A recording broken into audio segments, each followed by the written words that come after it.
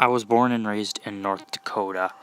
Back when I was in high school, a group of us would often research murders that occurred out in the county. We would then go out to find the scenes and film the exploration at night. It was something to do while we got wasted on shitty beer and teenage bullshit. Eventually, we ran out of places to go, and got really good at finding abandoned rural farmsteads, and by driving dirt roads and looking for the signs. But roads, deliberate tree groves, and old mailbox posts were common markers. We were out looking when we spotted a tree grove that was out of place, sure sign, and drove through the field and discovered an old, but not too old, house. It had padlocks on the outside doors that were knocked off pretty easily. We dispatched of them and entered the kitchen. There were 6 of us, all with flashlights, and we lit up the kitchen/dining area fairly easily. The table was the initial thing you noticed, and it was strange because of how normal it looked. It was set for a meal, and not a bowl was out of place. Only thing was, we'd been in a dozens of these houses, and place settings were a first, especially unbroken ones. As we investigated the area, we found the fridge had disgusting remnants of a full stock, and cupboards were full of canned and dry foods. This was also a first. One guy found mail on the counter from early June 1978, and another found a creepy-ass TV guide in the living room with UFOs on the cover. All the family photos were hanging up. Mom, Dad, Bro, and Sis in their 1970s glory. Furniture was dusty, but in good condition. Closets were full. Everything was totally normal, which is super abnormal. As we dug around the house, we all started to realize that this house had not been moved out of, but it had been straight up abandoned. Imagine locking the door to your house and never coming back. That's the state this house was in. Complete unplanned departure.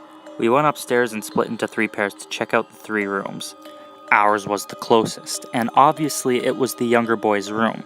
I can't describe what it looked like too well because almost right away from the hall, we heard the most fucking terrifying scream I've ever heard the misfortune of hearing.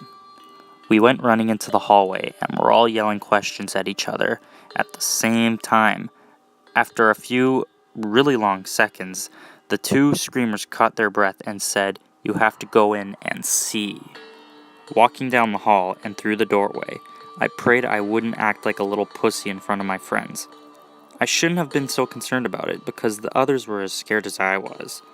The room itself opened to be the left of the doorframe, and centered on the right side of the room was a queenish-sized bed, propped up on pillows with the blanket drawn to the waist, arms on top of the blanket, and worst of all, head turned slightly so it was looking you straight in the eyes when you entered the room, was a life-sized porcelain doll with snow-white skin, jet-black hair, cold dead eyes.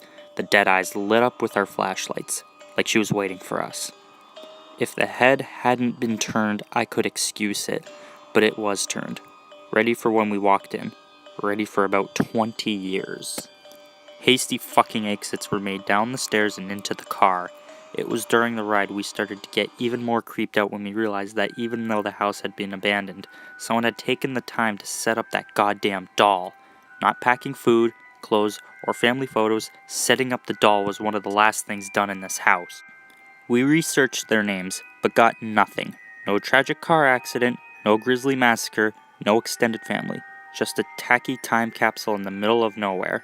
We found out that the county had been taken possession of the land for, non-payment of taxes, explaining the locks, but never tracked down any more information on what happened to them, or why they even left that fucking doll.